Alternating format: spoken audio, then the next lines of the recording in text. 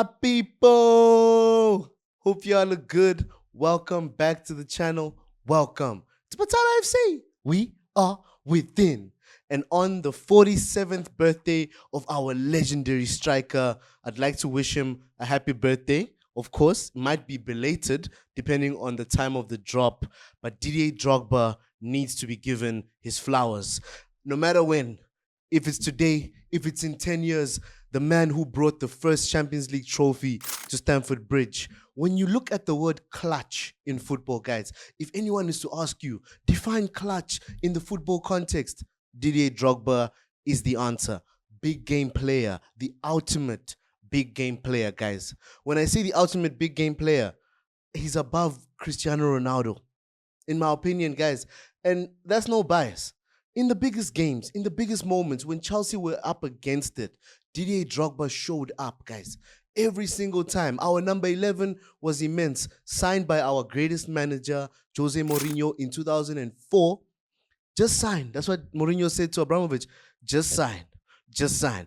But the man had a very difficult childhood. Didier Drogba was born to parents, of course, in Ivory Coast, in a time where there was a lot of civil war occurring. He grew up through it, had to get shipped to France, taken care of by his uncle for a short space of time before returning to Ivory Coast. And I think in France is where he realized that he could build a football career. His uncle actually played for Stade de Brest, the one that's famously known as Brest 29. I don't know the full name, but Didier Drogba built his career in France. Le Mans, Marseille, Guingamp, in between, before joining Chelsea. But yes, why is Didier Drogba special and what praise must we give him? It's not just the shot power, the passing ability, the flicks, similar to the things we see Nicholas Jackson do now and then, It's a bit reminiscent when I see Jackson doing those things because they're both African strikers.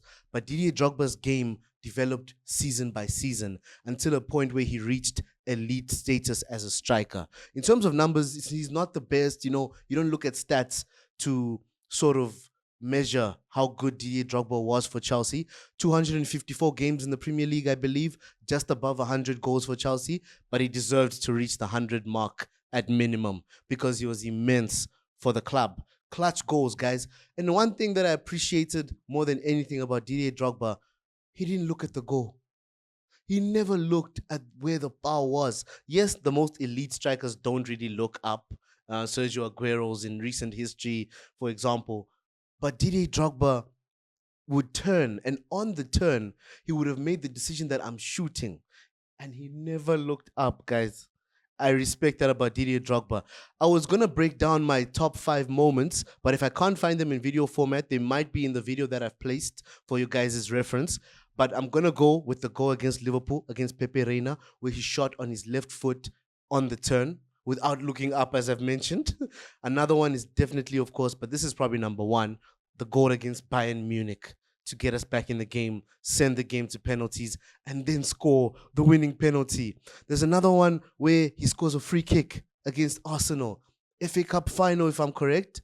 The way he took it, the angle, if you look at it, there's an angle I saw recently, almost if you're standing behind Didier Drogba, and the technique of getting the ball to loop in such a trajectory, Didier Drogba was elite. He was elite, guys. Another one, I'd say a header. His typical motion of ghosting into the front post against Man United. Yes, he done did it. And then he celebrated knee slide vibes, Another one I'd like to say, but this one's just for the celebration, guys. When we beat Wolves, or was it Wolves or Wigan? 8-0, Maluda on the drums, Didier Drogba on guitar. That was an iconic moment. Memorable moment. Didier Drogba had his drama though. He had a moment where he threw coins into the stands. He got a few match bans here and there. He went on to Galatasaray, came back to Chelsea under Mourinho. Man, he's just a legend of Chelsea Football Club, and he'll be forever in our hearts. And again, happy birthday, Drogba, King Didier.